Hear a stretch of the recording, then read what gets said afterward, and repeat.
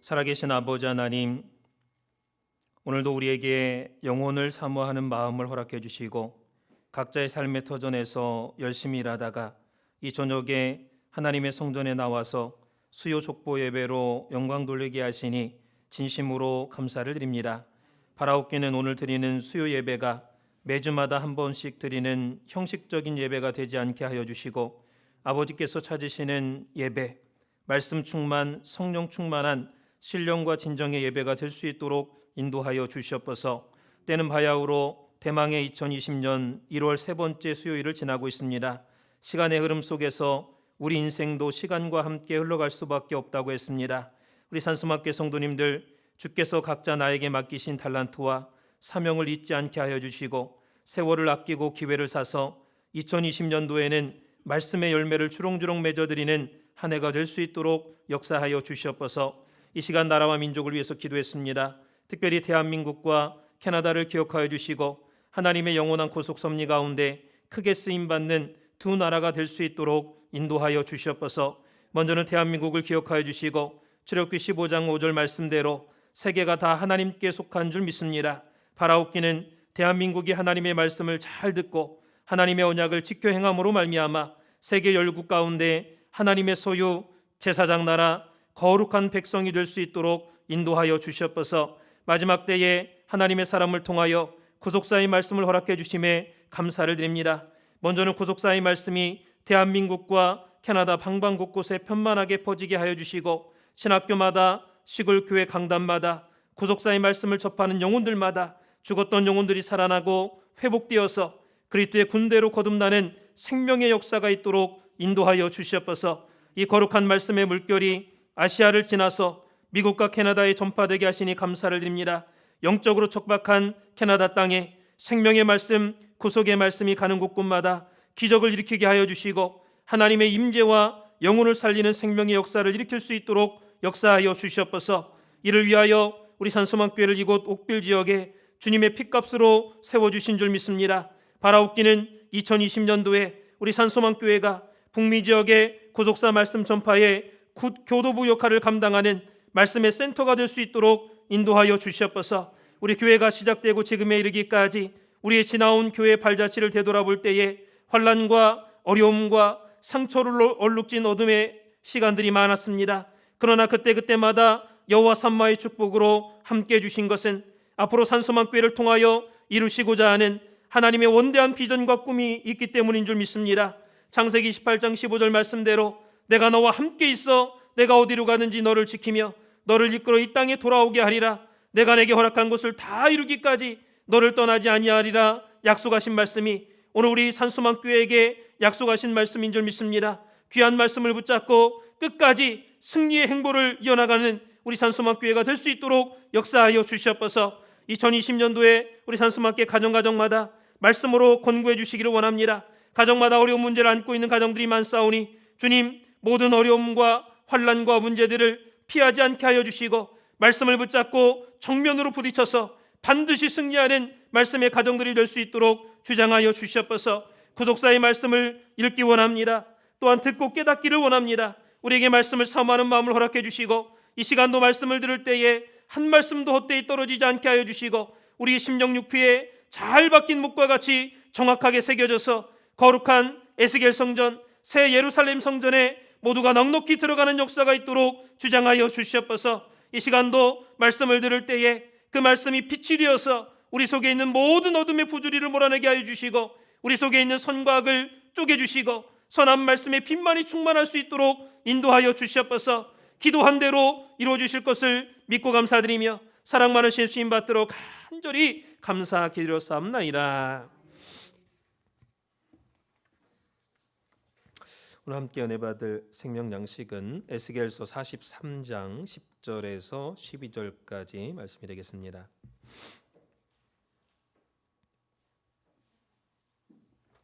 구약성경 에스겔서 43장 10절에서 12절까지 말씀입니다.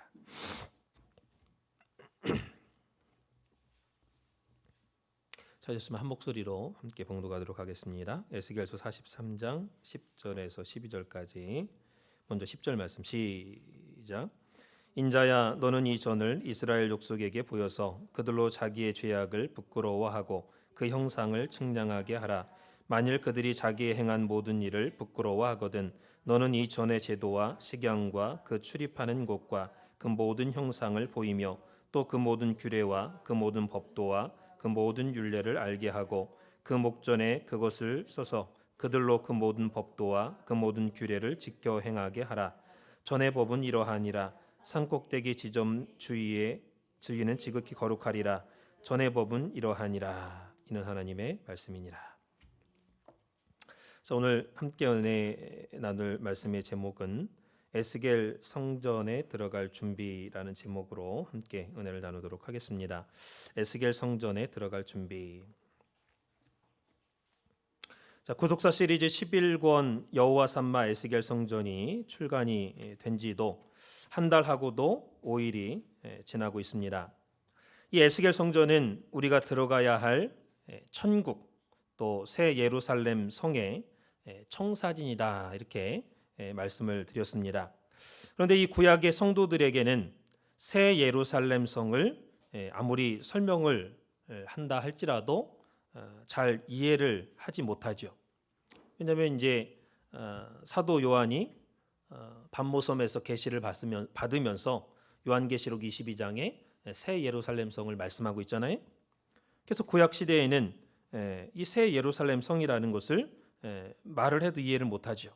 그래서 하나님께서는 이 에스겔을 통해서 에스겔 성전을 통해서 새 예루살렘 성전의 성의 모습을 미리 구약 성도들에게 보여주셨던 것입니다. 하나님께서는 출애굽해서 광야 생활을 하는 이스라엘 백성들을 가나안에 들어가기에 앞서서 준비를 시키셨습니다.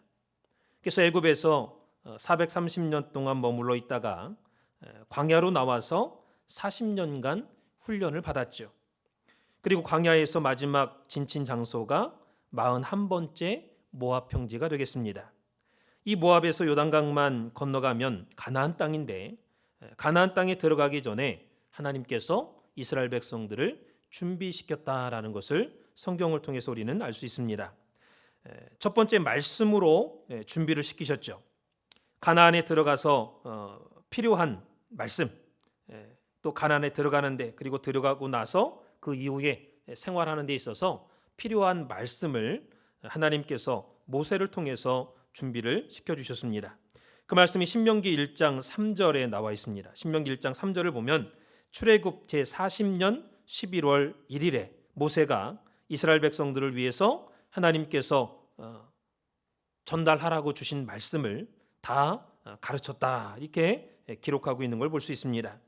두 번째는 가나안에 들어가기 전에 이스라엘 백성들에게 있었던 음행과 또한 우상 숭배를 제거하셨습니다. 모압 평지에 도착했을 때에 이스라엘 백성들은 우상을 숭배하고 음행에 빠지는 아주 비참한 사건을 접하게 되죠. 그때 하나님께서 연병을 보내가지고 2만 4천 명이나 죽이시고 이스라엘 백성들을 성결케 하셨습니다. 그리고 그들 가운데 있었던 음행과 우상 숭배를 제거했습니다. 민수기 22장 9절에 말씀하고 있죠. 이렇게 가나안에 들어가기 위해서는 옛날에도 준비를 시키셨다라는 것. 그렇다면 오늘 우리들도 에스겔 성전에 들어가기 위해서는 준비를 해야 된다라는 사실입니다. 그렇다면 과연 우리는 무엇을 어떻게 준비를 해야 할까요? 크게 첫 번째로 자신의 모든 죄악을 부끄러워할 줄 알아야 됩니다. 다시 말해서 회개할 줄 알아야 된다라는 뜻이죠. 에스겔 성전에 들어가기 위해서는 자신의 모든 죄악을 부끄러워할 줄 알아야 된다. 오늘 본문 에스겔 43장 10절을 보면 인자야 너는 이 전을 이스라엘 족속에게 보여서 자기의 죄악을 부끄러워하게 하라 이렇게 명령을 하고 있습니다.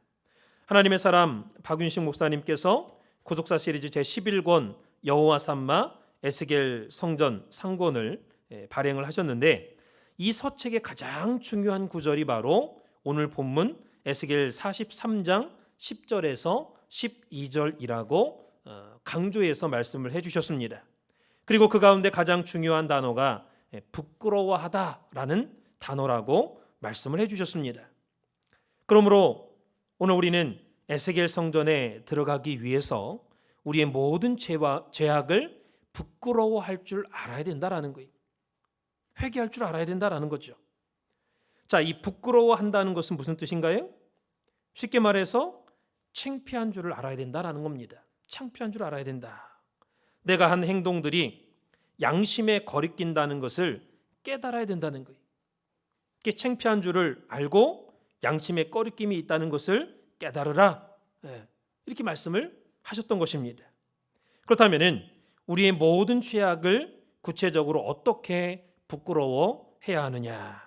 작은 첫 번째로 하나하나 낱낱이 부끄러워해야 됩니다.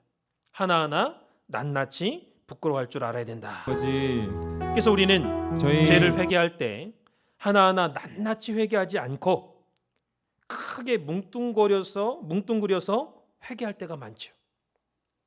예를 들면 하나님, 과거에 내가 지은 죄를 다 고백하오니 용서하여 주옵소서. 이렇게 다라는 단어 속에다가 여러 가지 죄를 집어넣어 가지고 뭉뚱그려서 회개할 때가 있습니다. 물론 회개하지 않는 사람보다는 그렇게라도 회개하는 것이 낫겠죠. 그러나 하나님께서는 오늘 본문 에스겔 43장 10절 말씀을 볼 때 낱낱이 회개된다 그랬습니다. 낱낱이 회개된다. 에스겔 43장 10절을 자세히 보니까 인자야 너는 이 전을 이스라엘 족속에게 보여서 자기의 죄악을 부끄러워하게 하고 그 형상을 측량하게 하라라고 명령을 하고 있습니다. 여기 자기의 죄악을 부끄러워하게 하고 그 형상을 측량하게 하라는 겁니다. 물론 여기 그 형상을 측량하게 하라라는 것은 1차적으로 에스겔 성전을 측량하게 하라라는 말씀입니다. 이 에스겔 성전의 출입구가 10척이고 또 그 높이가 13척이고 출입구 안쪽으로 들어가면 문의 통로가 6척이고 문지기 방도 6척입니다. 이렇게 에스겔 성전의 각각의 구체적인 치수를 청량하라라는 것입니다. 그러나 이 말씀은 영적으로 볼 때 하나님의 성전된 우리 자신의 죄악도 낱낱이 측량해야 된다라는 말씀으로 우리가 해석할 수 있습니다. 그래서 우리 자신이 지은 죄도 정확하게 측량해야 된다라는 것입니다. 회개할 때 그냥 아무렇게나 생각 없이 그렇게 회개하는 게 아니라 정확하게 내가 어떤 죄를 지었고 얼마나 죄를 지었고 몇 번 죄를 지었는지 정확하게 자신을 돌아보고 부끄러워할 줄 알아야 된다라는 것이죠. 그래서 에스겔서 43장 10절을 보면 인자야 너는 이 전을 이스라엘 족속에게 보여 그들로 자기 죄악을 부끄러워하고 그 형상을 측량하게 하라. 여기 그 형상을 측량하게 하라 이렇게 말씀하고 있죠. 여기 형상이라는 단어는 히브리어로 토크니트, 치수, 면적이라는 뜻입니다. 그래서 1차적으로는 에스겔 성전의 치수와 면적을 계산하라 그런 뜻이지만 더 나아가서는 하나님의 성전인 우리 자신의 죄악을 낱낱이 얼만큼 몇 번이나 무슨 죄를 지었는지 정확하게 계산할 줄 알아야 된다라는 말씀입니다. 사랑하는 성도 여러분, 여호와 삼마 에스겔 성전 말씀을 읽기 전에 이제부터는 조용히 무릎을 꿇고 자신의 과거를 돌아보시기 바랍니다. 내가 무슨 죄를 지었고 또 얼마나 지었고 몇 번 죄를 지었는지 한번 그 치수를 재보세요. 그래서 진심으로 하나님 앞에 뉘우치고 자신의 죄가 부끄러워질 때 바로 그분이 에스겔 성전에 들어갈 수 있는 자격이 준비된다라는 것을 잊지 마시기 바랍니다. 다니엘서 5장을 보면 바벨론의 벨사살 왕이 나오죠. 이 벨사살 왕이 예루살렘의 성전에서 가져온 하나님의 거룩한 성전 기명들을 가지고 술을 부어서 부어라 마셔라 춤추면서 노래하면서 쾌락을 즐겼습니다. 그때 왕궁 맞은편 분벽에 큰 사람의 손과 같은 그림자가 나타나서 그 벽에다가 글을 쓰기 시작했습니다. 그래서 이 벨사살 왕이 얼마나 놀랐는지 다니엘서 5장 25절 말씀 보니까 낯빛이 변했다 그랬어요. 얼굴색이 그냥 하얘졌어. 놀래가지고 무릎이 덜덜덜덜 떨렸다 그랬습니다. 그 손가락이 뭐라고 썼느냐? 메네 메네 데겔 우바르신이라고 썼습니다. 이 데겔은 하나님께서 무게를 달아보았다라는 뜻이죠. 우바르신은 쪼개어진다, 나뉘어진다 그 뜻입니다. 죽는다 그 말이죠. 이 말씀대로 그날 밤에 벨사살 왕이 죽임을 당했다고 다니엘서 5장 30절은 분명하게 증거하고 있습니다.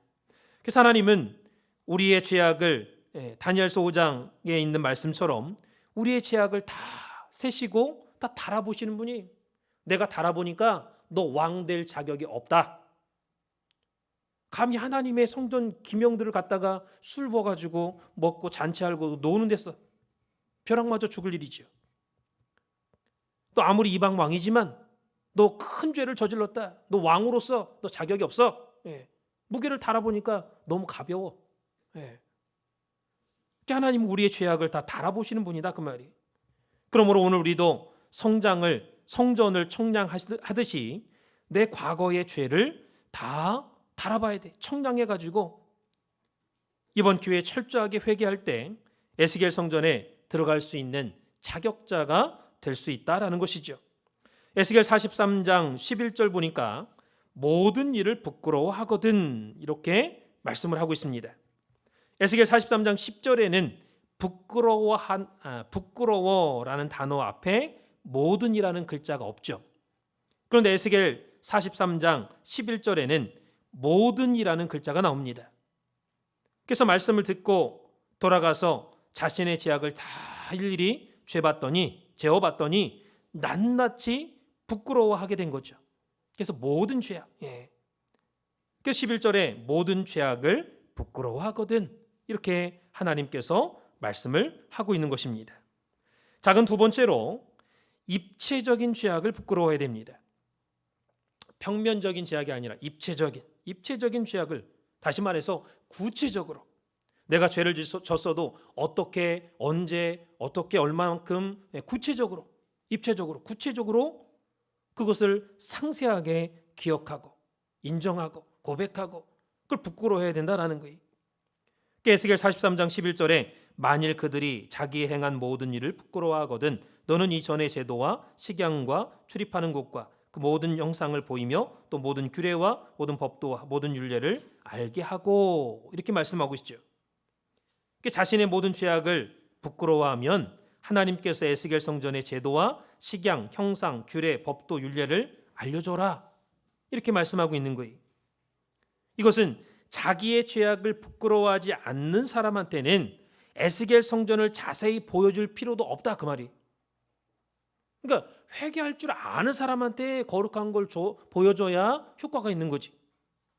회개할 줄도 모르고 자기가 죄진 것도 모르고 거룩한 걸 사모하지도 않는 사람한테는 아무리 거룩한 거 보여줘봐야, 돼지한테 진주 목걸이 걸어줘봐야 그게 가치를 압니까? 그냥 짓밟고 말죠. 마찬가지다 그 말이. 그래서 이것은 우리의 죄악을 부끄러워하지 않는 사람한테는 에스겔 성전을 자세히 보여줄 필요가 없다라는 거. 그러니까 자기의 모든 죄악을 부끄러워하는 자에게만 에스겔 성전의 구석구석 모든 입체적인 모습을 보여줘라 이렇게 하나님께서 명령하고 있는 것입니다. 에스겔 43장 11절을 보니까 히브리어 추라라는 단어가 반복적으로 등장하고 있죠. 그래서 우리말 성경에는 너는 이전의 제도와 식양과 모든 형상을 보이며 모든 법도와 율례를 알게 해라 이렇게 말씀했죠. 여기 제도, 형상, 법도 이러한 단어들은요 히브리 원어를 보면 똑같이 추라라는 단어가 쓰이고 있습니다. 추라. 이 추라라는 단어는 본래 바위를 뜻하는 단어입니다. 그래서 이것은 입체적인 모습을 가리킬 때 쓰는 단어예요. 이게 큰 바위가 우뚝 서 있듯이 입체적인 모습을 가리킬 때 이 단어를 쓰는 거예요. 그러므로 자신의 모든 죄악을 부끄러워하지 않는 사람, 자신의 죄악을 측량하지 않는 사람은 성전의 입체적인 모습을 자세하게 에스겔 선전이 이렇게 생겼고 이쪽은 튀어나왔고 이건 높고 현관이 아주 높고 이거 보여주지 말라는 거예요. 그렇게 자세히 보여줄 필요도 없다는 거예요. 그래서 오늘 하나님께서는 우리 자신의 죄악을 낱낱이 자세하게 부끄러워하고 모든 죄를 회개하는 자에게 성전의 입체적인 모습을 보여주라 이렇게 말씀을 하셨습니다. 그렇다면은 오늘 우리도 나의 죄악 가운데 입체적인 죄가 있다면 그 죄를 회개해야 돼. 요한일서 3장 15절에 보니까 그 형제를 미워하는 자마다 살인하는 자니 살인하는 자마다 영생이 그 속에 거하지 아니하는 것을 너희가 아는 바라 그랬죠. 여기 형제를 미워하는 자마다 살인하는 자라는 거예요. 그리고 그러한 살인자에게는 영생이 없다라고 말씀을 하고 있습니다. 그런데 문제는 이렇게 두려운 말씀을 듣고도 남을 미워한다는 데 있습니다. 그게 문제죠. 그럼 우리는 미움을 버려야 됩니다. 미움을 갖고 있으면 내 자신이 병드는 거예요. 점점 시름시름 병들어. 그게 내 몸도 망가지고 영혼도 망가져. 미움을 안고 있으면. 어떤 사람이 죽도록 미우면 내가 스스로 아픈 거예요. 병들고. 왜 남을 미워해서 나를 망가뜨리려고 하십니까? 그게 예수님의 사랑으로 용서하고 기도해 줄 때 내가 사는 거예요. 내가. 그게 누가복음 23장 34절 보면 아버지여 저희를 사하여 주옵소서 저희는 자기 하는 것을 알지 못함이니이다 그랬습니다. 그 십자가에 달려가지고 말씀하신 7말씀 가운데 첫 번째 말씀이 용서의 기도입니다. 예수님은 자신을 찌른 자들을 위해서 대신 용서를 구하는 기도를 올려주셨습니다. 오늘 그 예수님의 사랑을 받은 저와 여러분들이라면 바뀌시기 바랍니다. 바뀌어야 돼. 나는 나를 못 받고 대적하고 찌르는 원수를 위해서는 나 기도 못하겠습니다. 기도가 안 나옵니다. 그놈이 나한테 어떻게 했는지 아십니까? 그 모르면 나한테 말도 하지 마십시오. 얼마나 나한테 말이야 못되게 하고 그 먼저 해결하기 전까지는 나 용서 못합니다. 이게 일반적인 사람들의 생각이죠. 또 어떤 사람은 내가 반드시 저 사람이 망하는 꼴을 내 보겠다. 저주를 하지 저주. 그러나 저와 여러분들은 오히려 그러한 사람들을 축복하고 잘 되기를 기도해 주시기 바랍니다. 그럴 때 하나님께서 저와 여러분의 믿음을 보시고 여러분의 가정에 큰 복을 주실 줄 믿습니다. 분명한 것은 에스겔 성전에 들어가려면 미움이라는 죄도 없어져야 된다라는 사실입니다. 아브라함 시대에는 가나안에 7족속이 있었죠. 가나안 7족속. 마찬가지로 우리 마음을 지금도 점령하는 7가지 죄가 있다라고 예수님께서 이 땅에 오셔서 제자들을 통해서 밝히 말씀하셨습니다. 그 말씀이 마태복음 15장 19절 말씀이죠. 그래서 이 7가지 마음의 죄를 없애야 천국이 이루어진다라는 거예요. 첫 번째는 뭡니까? 악한 생각이죠. 사람마다 선한 생각만 하는 사람 어디 있어요? 악한 생각을 잠시라도 할 때가 있잖아요. 이게 없어져야 돼 이거. 또 살인. 아까 미움이 살인이라고 했지요? 다른 사람 미워하는 마음은 살인하고 똑같아. 살인하는 거하고. 세 번째는 간음입니다. 간음. 네 번째 음란. 다섯 번째 도적질. 훔치고 싶어. 여섯 번째 거짓 증거. 일곱 번째 회방. 잘 되는 거 못 봐. 시기 질투하고 회방하고. 이러한 7가지를 말씀하고 있죠.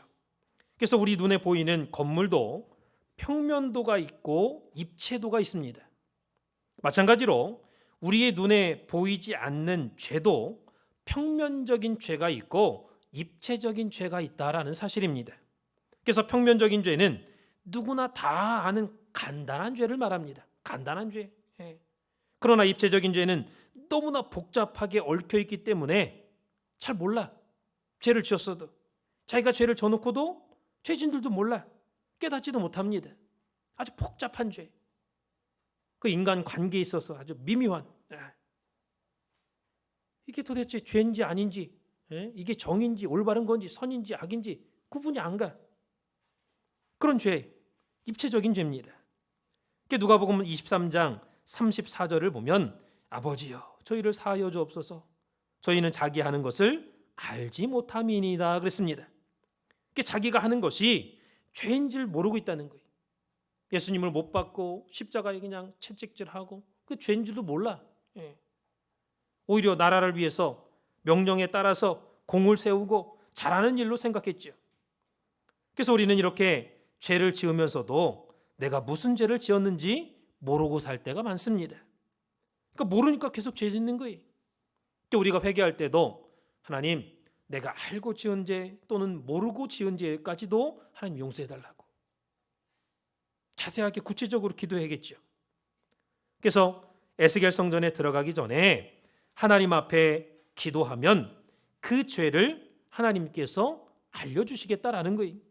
그리고 나를 완전히 부끄러워하게 하고 회개시켜서 에스겔 성전에 들어가기에 합당한 사람으로 만들어주겠다라고 말씀하고 있는 것입니다.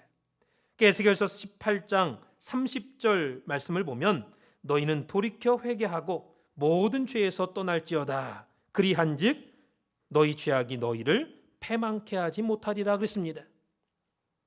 그러니까 우리가 돌이켜 회개하면요 모든 죄에서 떠나면 아무리 죄가 우리를 망하게 하려고 해도 이미 회개했어. 죄하고는 상관없어. 이제 돌아섰기 때문에 그게 망할 수가 없다 그 말이죠. 죄를 가지고 있으면 망하지만 죄를 버리고 회개하면 망하지 않는다라는 말씀입니다. 사도행전 2장 38절 볼 때도 너희가 회개하고 죄 사함을 받으라 그랬습니다. 각각 예수 그리스도의 이름으로 세례를 받고 죄 사함을 받으라. 과거에 우리가 아무리 많은 죄를 지었다 할지라도 낱낱이 하나님 앞에 회개하기만 하면 하나님께서 다 용서해 주시고 또 지워 주시고 없애 주시겠다 약속하고 있는 말씀이죠. 이제 우리 산소마교회 성도님들은 여호와 삼마 에스겔 성전이라는 귀한 말씀을 통해서 다시 한번 자신이 지나온 인생을 돌아보는 가운데 나의 죄악을 낱낱이 측량하고 회개하고 깨닫지 못한 내면적인 죄나 입체적인 죄까지도 하나님의 은혜로 깨달아서 회개하는 가운데 한 분도 낙오되지 않고 에스겔 성전에 다 들어가는 역사가 있기를 주님 이름으로 축원을 드리겠습니다. 크게 두 번째로 에스겔 성전에 들어가기 위해서 어떻게 해야 되느냐? 크게 두 번째는 모든 규례와 법도를 행해야 합니다. 모든 규례와 법도를 행해야 된다. 에스겔 43장 11절 하반절에 그들로 그 모든 법도와 그 모든 규례를 지켜 행하게 하라 이렇게 명령을 하셨죠. 여기 모든 규례와 법도를 행한다, 지킨다는 게 무슨 뜻이냐? 이것은 진정한 회개를 해야 된다 그런 뜻입니다. 진정한 회개를 해야 된다. 그렇다면은 진정한 회개가 뭐냐? 진정한 회개. 첫 번째는 적극적으로 말씀을 따라 사는 것을 말합니다. 그게 진정한 회개예요. 회개가 꼭 지은 죄를 놓고 하나님 잘못했습니다. 용서해 주십시오. 이것만 회개가 아니라 적극적으로 수동적이 아니라 적극적으로 내가 이 말씀대로 내가 살아야겠다. 적극적으로 말씀 따라 사는 것. 회개는 단순히 자신의 죄를 뉘우치고 가슴 아파하고 부끄러워하는 데에서 그쳐서는 안 돼. 누구나 사람은요 양심이 있고 올바른 그 기준 마음을 하나님이 주셨기 때문에 자기가 지금 부끄러운 일을 했는지 잘했는지 못했는지 자기가 느낄 수 있습니다. 살인자든 큰 죄악을 진 사람도요 자기가 교도소에 들어가 있는 사람들 다 이렇게 물어보고 하면 자기가 자기 죄를 모르는 게 아니에요. 알아. 어떤 사람 뉘우칩니다. 가슴 아파합니다. 그러나 그걸로 끝나서는 안 된다라는 거예요. 거기에 머무르면 다시 옛날 생활로 돌아갈 수가 있어. 진짜 회개는 하나님의 말씀을 따라서 앞으로 나가는 겁니다. 이제는 하나님 말씀에 순종하고 전진하는 생활을 해야 죄악과 멀리 떨어져서 돌이켜서 바뀐 삶, 변화된 삶, 바뀐 삶, 말씀 따라 순종하고 전진하는 삶을 살아야 그게 진짜 회개다 그 말이. 이게 누가복음 15장에 탕자 비유가 나오죠. 이 탕자가 처음에는 아버지 말씀에 불순종했습니다. 집을 떠났어요. 꽤 얼마 못 돼가지고 가지고 간 돈 다 떨어졌죠. 죄지가 먹는 쥐염 열매로 연명하면서 그 쥐염 열매까지도 주는 사람이 없어. 누구 하나 자기 챙겨주는 사람 없습니다. 그래서 자기 아버지 말씀에 불순종한 죄가 얼마나 큰 죄인가 그걸 깨달았습니다. 누가복음 15장 18절에 내가 하늘과 아버지께 죄를 지었다 이렇게 고백하고 있죠. 19절에 지금부터는 아버지의 아들이라 일컬음을 감당치 못하겠나이다 이렇게 아버지한테 가서 말해야겠다 깨달았어요. 그러면서 나를 품꾼의 하나로 보소서 하리라 그렇게 말하겠다 그럼 그 말이죠. 20절에 이에 일어나서 아버지께로 돌아가니라 그랬습니다. 만약에 탕자가 마음에 깨닫기만 하고 여전히 집으로 돌아가지 않았다면 아마 또 되졌을 거예요. 또. 그런데 누가복음 15장 20절에 보니까 일어나서 아버지께 돌아가서 아버지의 말씀에 순종하며 살았다라고 말씀하고 있어요. 그렇기 때문에 그 인생이 바뀌어진 거예요. 계속 탕자가 아니야 이제는. 돌아왔잖아요. 진정한 회개는 말씀을 지키며 행하는 게 진정한 회개입니다. 행하는 게. 아담에게 하나님께서 창세기 2장 15절에 에덴을 지켜라 그랬습니다. 에덴을 지켜라. 그 명령에 불순종하고 뱀의 말을 들었어. 하나님 말을 들어야 되는데 뱀의 말을 듣고 선악을 알게 하는 나무의 실과를 따먹음으로 말미암아 타락했죠. 결국 에덴에서 쫓겨났습니다. 오늘 우리 타락한 아담의 후예인 우리들은 하나님의 말씀에 순종해야 그리고 근본된 토지인 우리 마음의 밭을 갈아엎는 회개의 삶을 살아야 신락원에서 복락원으로 회복되는 역사가 있다라는 것을 믿으시기 바랍니다. 근본된 토지를 갈아라 그랬어요. 하나님 내쫓으시면서. 근본된 토지가 마음밭 갈아라. 못된 심성 고쳐먹고 회개하고 하나님 말씀대로 살아라 그 말이죠.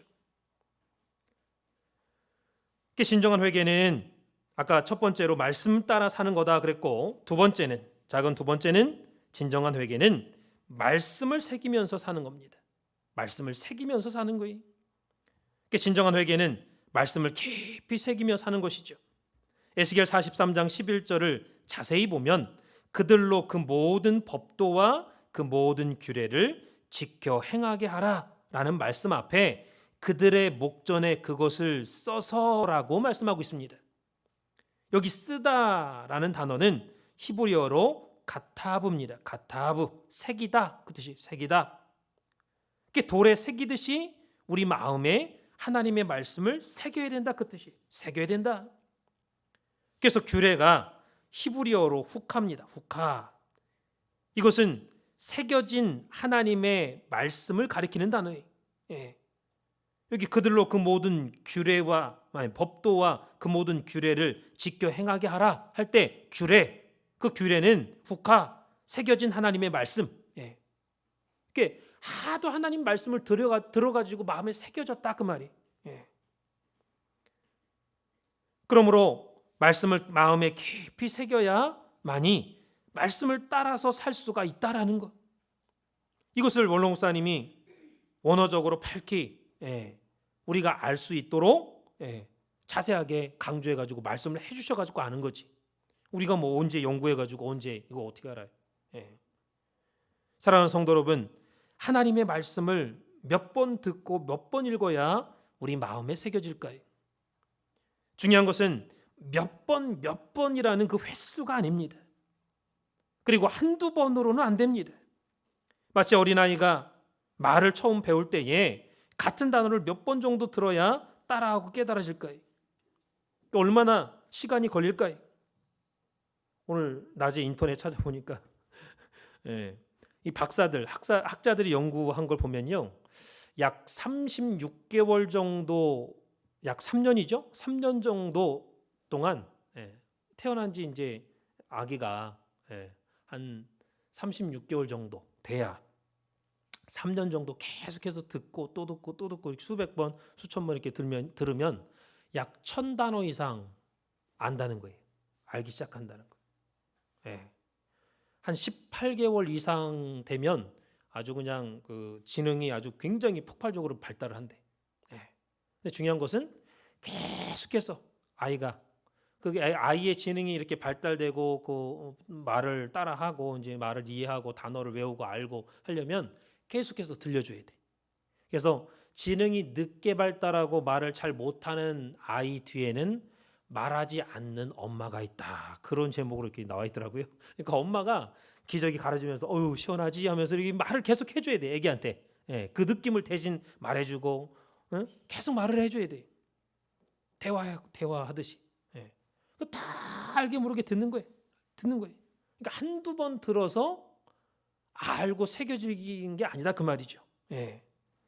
마찬가지로 왜 이 말씀을 하느냐? 하나님 말씀도 자꾸 듣고 자꾸 또 읽어야 듣고 읽고 계속 그래야 가슴에 깊이 새겨진다라는 거예요. 그리고 말씀이 깊이 새겨지면 어떠한 세상의 유혹과 핍박과 세상의 달콤한 소리가 들려와도 마음이 요동함이 없습니다. 거기 홀딱 빠져가지고 넘어가지 않아요. 왜? 말씀의 기준이 딱 잡혀 있으면, 새겨져 있으면. 그래서 죄짓지 않는 거예요. 하나님 말씀대로 살 수 있는 것입니다. 그러나 말씀이 마음에 새겨지지 않으면요, 세상에 달콤한 유혹이 올 때 자꾸만 마음이 그쪽으로 쏠려. 따라가. 기울어. 우리가 오늘 목사님 존경하는 것도 하나님의 말씀을 마음속에 깊이 새기셨어요. 그렇게 되기까지 성경을 얼마나 많이 읽으셨는지 몰라요. 약 1800독 이상 읽으셨다고 그러잖아요. 이 1800독이면 우리가 평생 아무 일 안 하고 성경만 붙잡고 앉아서 읽어도 다 읽지 못하는 분량입니다. 어마어마한 분량을 읽으신 거예요. 중요한 것은 성경을 많이 읽는 것도 중요하지만 하나님의 말씀을 마음에 깊이 새기는 게 더 중요합니다. 깊이 새기는 게 더 중요해요. 그리고 그 새겨진 말씀대로 순종하고 말씀대로 행하는 것, 말씀대로 사는 게 더 중요한 거예요. 오늘 목사님께서는 말씀이 깊이 새겨진 삶을 살으셨죠. 본을 보이셨어요. 그래서 오늘 우리도 하나님의 말씀을 마음에 깊이 새겨야 돼. 이 구속사의 말씀을 한 번 읽는다고 새겨지겠습니까? 자꾸 반복해가지고 읽고 또 읽고 배우고 또 배워야만 새겨지는 거예요. 새겨지면 세상에 유혹의 소리가 들려와도 요동하지 않을 수 있다라는 것이죠. 그래서 하나님께서는 에스겔 43장 11절에 말씀을 깊이 새기라 이렇게 명령을 하셨던 것입니다. 사랑하는 성도 여러분, 바라옵기는 올 2020년도에는 성경을 열심히 읽고 또 구속사의 말씀을 열심히 읽고 배우는 가운데 여러분의 가슴에 깊이 새기셔서 이제는 모든 하나님의 규례와 모든 하나님의 법도를 따라서 하나님 말씀에 순종하면서 살아가시는 남은 생애가 되시기를 바라겠습니다. 그럴 때 에스겔 성전에 넉넉하게 들어가는 역사가 있다라는 것을 믿으시기 바랍니다. 결론적으로 진정으로 부끄러워하는 사람의 주인은요, 지극히 거룩합니다. 진정으로 회개할 줄 알고 진정으로 부끄러워하는 사람의 그 주변은 지극히 거룩하다라는 사실이, 오늘 에스겔서 43장 12절 말씀 보니까 전에 법은 이러하니라, 산꼭대기 지점의 주인은 지극히 거룩하리라, 전의 법은 이러하니라, 이렇게 말씀을 하고 있습니다. 여기 전의 법이라는 것은 전의 법은 말씀은 이러하니라, 이 전의 법은 이러하니라 그 말은요, 전의 법이 뭐예요? 성전의 법이 하나님 말씀이죠. 말씀은 이러하니라 그 말하고 똑같은 말씀이죠. 그래서 앞뒤에 똑같은 표현이 반복이 되고 있죠. 그리고 중간에 산꼭대기 지점의 주인은 거룩하리라 이렇게 말씀을 하고 있어요. 그래서 이 법은 하나님의 말씀을 가리키고, 그러므로 진정으로 하나님의 말씀을 새기고 말씀을 따라 산 사람의 결론은 거룩이라는 거예요. 거룩. 그것도 지극히 거룩이라는 거예요. 그냥 평범한 거룩이 아니라 지극히 거룩한 사람이 돼야 된다 그 말이에요. 참으로 놀라운 말씀이죠. 그러니까 내가 아직 거룩하지 못하다, 지극히 거룩하지 못하다라고 하면 더욱더욱 말씀을 어떻게 해야 돼요? 새겨야죠. 더욱더 말씀을 새기시기 바랍니다. 더욱더욱 말씀을 가까이 하시기 바랍니다. 레위기서 11장 45절 말씀을 보면 내가 거룩하니 너희도 거룩할지어다 그랬습니다. 이 말씀은요, 그 구속사에 나와 있는 이 말씀 해석을 보면은 이미 하나님께서 거룩한 분이고 우리도 그 거룩한 하나님을 믿는 우리도 거룩해질 것을 믿고 하신 말씀이에요. 그래서 우리가 이 말씀대로 정말 하나님의 거룩성을 사모하고 쫓아서 나갈 때 이미 충분히 거룩해질 수 있다, 확실하게 거룩해질 수 있다라는 것을 전제하고 하신 말씀이에요.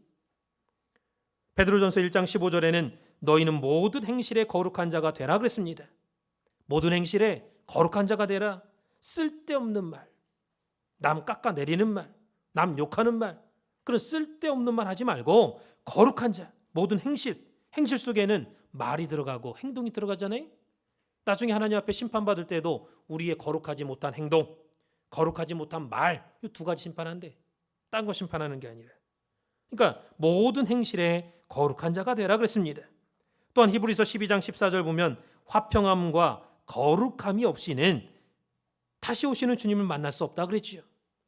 아니 재림하시는 다시 오시는 주님을 만나야 뭐 천국에 들어가든지 예루살렘 성에 들어가든지 에스겔 성전에 들어가든지 하죠. 만나지도 못한다 그 말은 뭐예요? 천국 갈 생각하지 말아라. 화평하지가 못해. 맨날 싸워 맨날. 남 헐뜯고 말이야. 그러한 마음의 상태를 가진 사람은 말씀을 아무리 들었어도 아무리 많은 회개를 했다 할지라도 화평이 없어.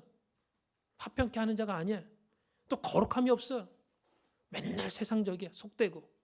그러면 그런 사람은 하나님 얼굴 볼 생각하지 마라. 천국 갈 생각하지 마라. 그 뜻이죠. 그래서 에스겔 43장 오늘 본문 12절에서 요구하는 그 거룩은 단순한 거룩이 아니라 지극히 거룩한 것을 말합니다. 지극히 거룩한 것. 그래서 성전만 지극히 거룩한 게 아니라 산 꼭대기 주변까지.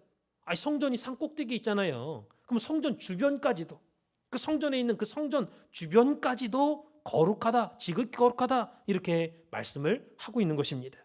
그렇다면 오늘 저와 여러분의 주변은 어떻습니까?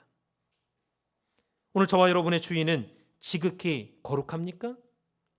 나의 말은 지극히 거룩합니까? 나의 생각은 지극히 거룩합니까? 나의 마음은 그렇다면 지극히 거룩합니까? 성전 주변, 오늘 저와 여러분이 하나님의 성전이라고 말씀하고 있잖아요. 그러면 성전 주변, 내 말, 생각, 마음, 내가 가까이 만나는 사람들, 그 사람들이 지극히 거룩한 사람들 만나고 있냐라는 거예요. 그게 내 집이나 학교나 친구들, 교회 지극히 거룩합니까? 만약에 지극히 거룩하지 못하다면 하나님의 법에 합당치 않다라는 뜻입니다. 그렇다면 이제부터라도 내 주변을 지극히 거룩하게 바꾸시기 바랍니다. 지극히 거룩하지 못하다면 거기서 빠져나오시기 바랍니다. 그리고 내가 먼저 지극히 거룩한 사람이 돼야 돼. 지극히 거룩한 사람이 되려면 어떻게 해야 돼? 말씀과 기도밖에 없어요. 그리고 나서 나의 주변도 지극히 거룩한 주변으로 바꿔야 된다라는 말씀입니다. 그게 에스겔 43장 12절 말씀이에요. 그래서 우리는 친한 사람들끼리 모여가지고 대화하고 놀러 다니고 가까이 지내지요. 그렇다면 나의 주변이 지극히 거룩하냐? 나의 주변이 지극히 거룩한 것이 하나님의 법이라는 거, 법. 성전의 법은 이러하니라. 지극히 거룩하니라. 성전의 법은 이러하니라. 이게 43장 12절 말씀의 요약이. 이것이 에스겔 성전의 가장 중요한 구절이라고 강조해 주신 거예요. 디모데전서 4장 5절에 하나님의 말씀과 기도로 거룩하여지니라 그랬습니다. 거룩은요, 딴 거 없어. 말씀과 기도밖에는 거룩이 될 수가 없어. 방법이 오직 말씀과 기도예요. 말씀을 떠나면 거룩해지지 않습니다. 기도하지 않으면, 기도를 떠나면 거룩해지지가 않습니다. 거룩해질 수 없어. 그래서 2020년도에는 더욱더 말씀을 가까이 하시고 기도를 가까이 함으로 말미암아 저와 여러분의 삶이 거룩해질 뿐만 아니라 지극히 거룩해지고, 그리해서 내 주변도 거룩해지고, 내 주변이 지극히 거룩해질 때 우리는 에스겔 성전에 들어갈 준비를 할 수가 있게 된다라는 것입니다. 근데 이것을 우리 힘으로는 할 수 없어요. 내 힘으로는 할 수 없습니다. 그러나 우리가 간절히 소망할 때, 하나님의 마음을 품고 하나님을 의지할 때 우리를 바꿔주시겠다, 반드시 언약을 했기 때문에 이 말씀을 주셨다라는 것을 믿으시기 바랍니다. 이 말씀 준 거는요, 에스겔 43장 12절 말씀, 10절에서 12절 말씀 준 것은 바꿔주시겠다는 거예요. 우리가 지극히 거룩하지 못하다 할지라도 하나님의 법이 이렇기 때문에 너희가 그 법을 순종하고 믿고 순종하고 지키면, 따르면 지극히 거룩하게 만들어주겠다라고 하는 약속이다라는 것입니다. 그래서 내가 반드시 바뀌어진다, 하나님의 은혜로 반드시 변화될 수 있다라는 것을 믿으시고, 오늘도 여러분의 주변을 지극히 거룩한 곳으로 바꾸는 가운데 한 분도 낙오되지 않고 지극히 거룩한 에스겔 성전에 다 들어가시는 저와 여러분이 되시기를 주님의 이름으로 축원을 드리겠습니다. 기도 올리겠습니다. 살아계신 아버지 하나님, 오늘 우리에게 여호와 삼마 에스겔 성전 존귀한 구속사 시리즈 11권 말씀을 허락해 주시고, 다시 한번 에스겔 성전에서 제일 중요한 핵심 구절이 에스겔 43장 10절에서 12절 말씀이라고 가르쳐 주셨습니다. 오늘 하나님 앞에 귀한 말씀을 볼 때마다, 들을 때마다 회개하게 하시고 나의 지은 죄악을 말씀에 비추어서 부끄러워할 줄 알게 되게 하여 주시옵소서. 그렇게 할 때에 하나님께서 에스겔을 통하여서 거룩한 성 예루살렘 성, 새 예루살렘 성, 또 에스겔 성전을 그 모양과 형상과 그것을 측량할 수 있도록 자세하게 보여주라고 했습니다. 오늘 나의 모든 삶이 내 자신이 먼저 지극히 거룩한 자가 되고, 내 주변의 모든 삶도, 내 주변에 관계된 모든 사람들도 지극히 거룩한 사람으로 바뀌어질 때, 오늘 우리가 하나님 앞에 더욱더 정결해지고 에스겔 성전에 들어갈 준비를 할 수 있다고 말씀해 주셨사오니, 우리 산수막교 모든 성도님들 오늘 허락하신 말씀대로 날마다 자신을 살피고 회개하고 말씀과 기도로 거룩한 삶을 이어나갈 수 있도록 주장하여 주시옵소서. 기도한 대로 이루어 주실 것을 믿고 감사드리며 사랑 많으신 예수님 받들어 간절히 감사 기도드렸사옵나이다. 하나님 앞에 영광의 박수 올리겠습니다.